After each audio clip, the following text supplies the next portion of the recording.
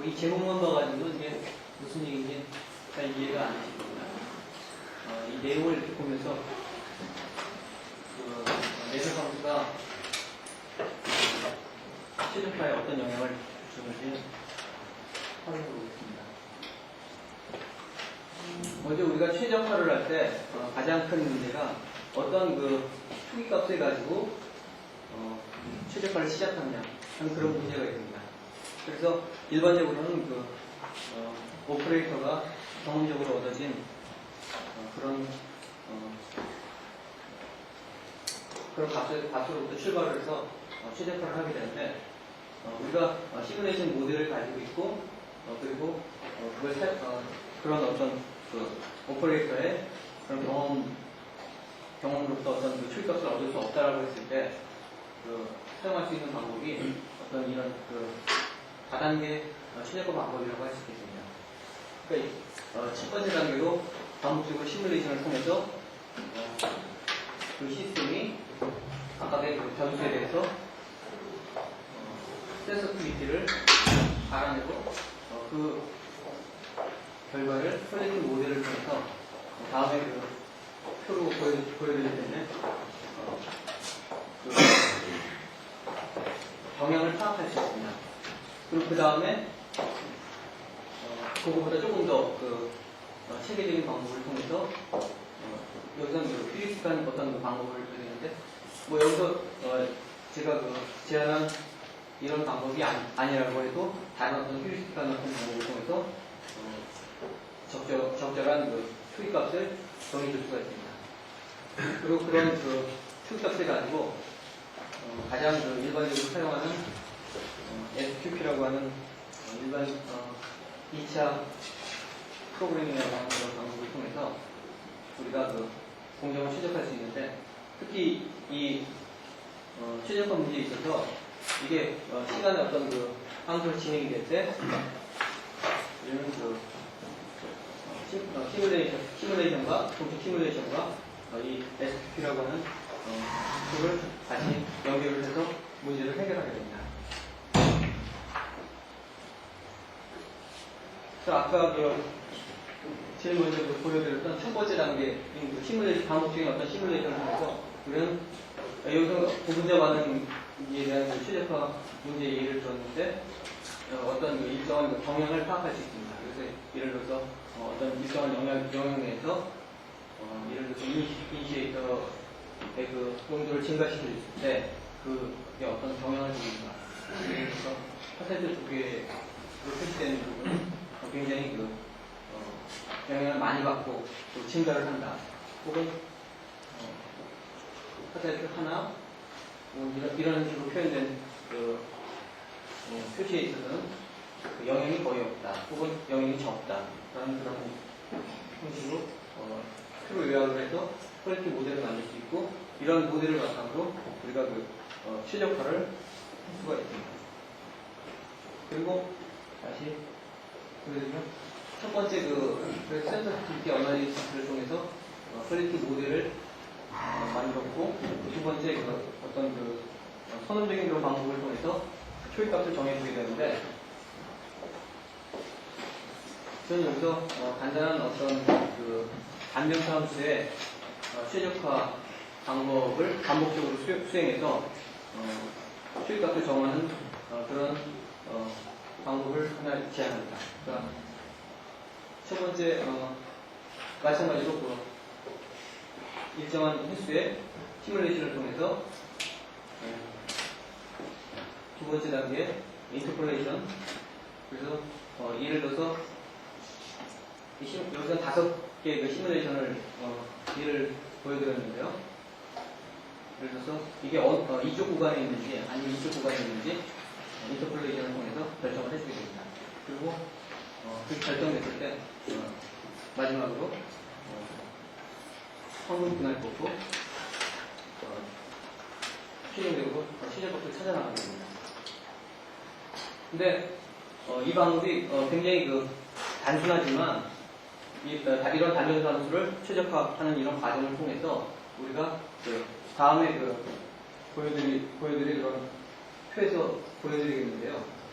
이렇게 단순하게 최저가를 하는 값이 실제로 굉장히 효율이 좋다고 하는 것도 보여드리겠습니다.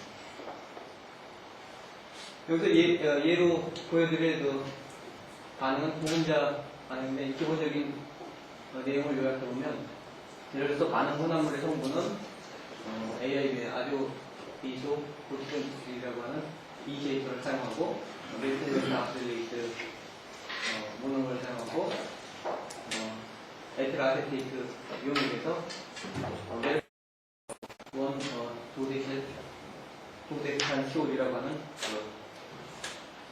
이미비터를 사용합니다. 그리고 이 반응은 라디칼 고분자 중합 반응의 메커니즘을 따르고, 그리고 비가역적이고 아레닌 수치에서는 일반적인 반응 속도를 따릅니다. 좀 더 내용을 확장해 보면 반응 기능에서 반응 기능이 진행됨에 따라서 우리가 부피 변화를 고려를 해줘야 되고, 그리고 전화율이 증가함에 따라서 점도가 증가하게 되고, 그 점도가 증가함에 따라서 반응 속도 상수가 변하게 됩니다. 이런 현상을 벨 에펙트 혹은 마지막에 클라스 에펙트라는 표현으로 설명을 하는데요. 그 밖에도 반응기 내에 기관과 액상관에 존재하는 용매의 상평형을 통해서 상평형도 고려를 해주고, 그래서 이제 발열반응과 또 냉각 자켓을 통해서 이 반응물이 온도를 조절해주는 그 내용을 수식화를 해서 모델링을 해서 시뮬레이션 프로그램을 만들어드립니다. 궁극적으로 이 최적화 문제를 요약을 해보면, 각성분의 초기 농도와 그리고 반응기 온도 공통점이에요. 그러니까 예를 들어서 반응 혼합물의 초기 농도는 한번 주어지고 마는 거지만, 그래서 반응기 온도 같은 경우는 시간의 함수로 변하기 때문에, 아까 처음에 말씀드린 DNLT의 예로서 이 반응기 운전구도가 보여지게 되겠습니다. 그리고 여기서 목적 함수를 요약을 했는데요. 목적 함수는 그래서 전화율이라든가 고분자 분자량이라든가 아니면 분자량의 분포, 그런 것들이 목적 함수로 요약되겠습니다. 거기서 제약 조건으로 들어가는 것은 예를 들어서 각 성분의 농도 혹은 온도의 허용 온도의 범위, 이 제약 조건으로 사용이 되겠습니다. 수식으로 한번 표현을 해봤는데요. 예를 들어서 이건 분자량을 나타내고, 그 분자량이 4만에 도달할 수 있도록 최적화 크리테리언을 정해놓고, 그 전환율은 완전히 전환율을, 그리고 이 분자량이 얼마나 공포했는가 하는 걸 나타내는 가중 분자량은 1.7을 기준으로 해서 크리테리언을 정해줬습니다. 그리고 여기서 사용된 W는 웨이팅 팩터로 각각 10, 100, 200으로 정의를 해줬습니다. 그래서 아까 말씀드린 제약 조건들이 각각에 대해서 주어졌고, 예를 들어서 4가지 성분에 대해서, 그리고 시간 구간을 몇 개로 잘랐느냐 하는 온도에 따라서 M 프라켓, 그래서 총합 4더하기 M 더하기 1개의 전류를 최적화하는 문제가 됩니다.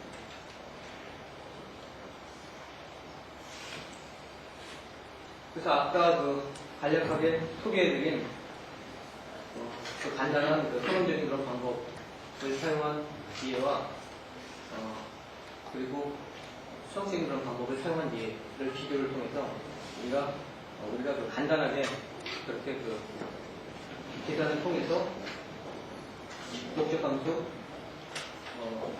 거의 비슷하죠. 근데 물론 그 수학적인 방법을 통해서 개선이 되긴 했지만 하지만 그런 어떤 약간 글로벌한 그런 계산을 통해서도 상당히 좋은 결과를 얻을 수 있음을 알 수 있습니다. 그리고 그 대신에 그 계산 속도는 그 수학적인 그 방법과는 비교가 안 될 정도로 빠른 굉장히 효율적이죠. 그래서 이렇게 얻어진 그런 어떤 결과를 직접 DNLP를 사용할 때 그때 초기값으로 사용을 해주게 됩니다.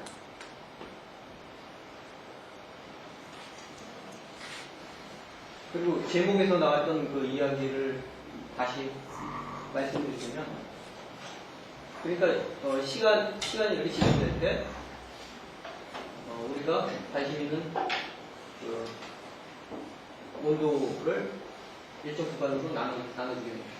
그리고 일반적으로는 그냥 앞에서 얻어진 그런 값을 동일하다라고 정의를 하고, 혹은 그 값을 1차 방정식으로 연결을 해서 예상함으로써 그 결과를 얻을 수 있습니다.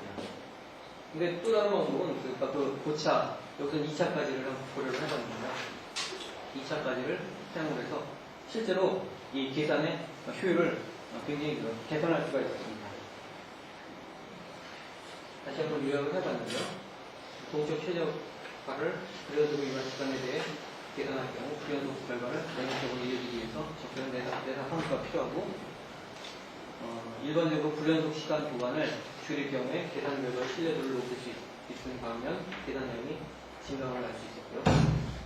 적당한 시간 구간과 더불어 유한 개수의 불연속 동적 운전 변수를 연결하는 적절한 차수의 내사 방식을 사용해야 한다는 걸 알 수가 있습니다. 인터폴레이션 함수를 간략하게 요약을 해봤는데요.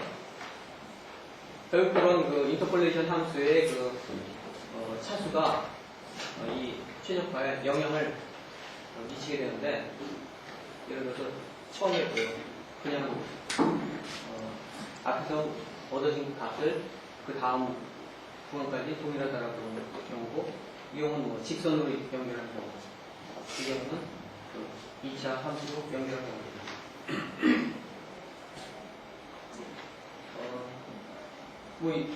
이 결과는 간단하게 테일러 전개를 통해서 첫째 도함수를 사용한 경우고, 이 경우는 둘째 도함수까지를 사용한 간단한 경우라고 할 수 있습니다.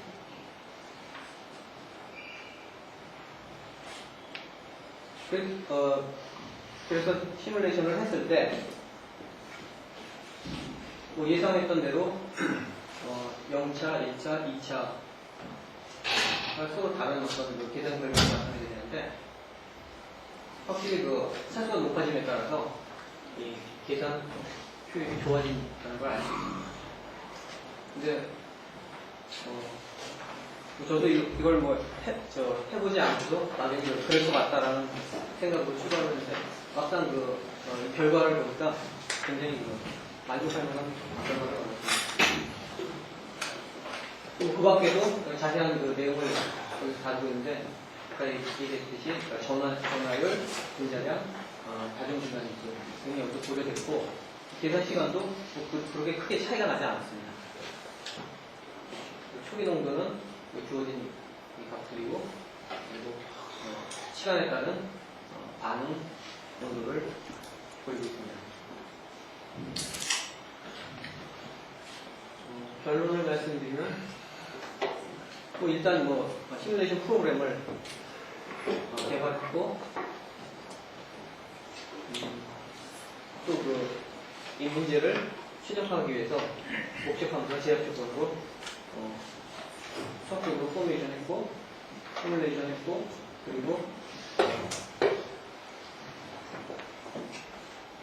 또 하나 여기서 말씀드린 최적화 전략, 다단계 최적화 전략을 사용해서 우리가 최적화를 수행했습니다. 그리고 마지막으로 제목에서 이야기한 고차 내나 선두를 사용했을 때 효과적으로 최적화를 할 수 있었고 물론 이 결과가 고분자 중합 반응에 국한된 거이긴 하지만 어떤 앞으로 다른 많은 일을 통해서 좀 더 검증된다는 본격적으로 최적화를 하는 데 있어서 많은 도움이 될 것 같습니다. 재미있습니다.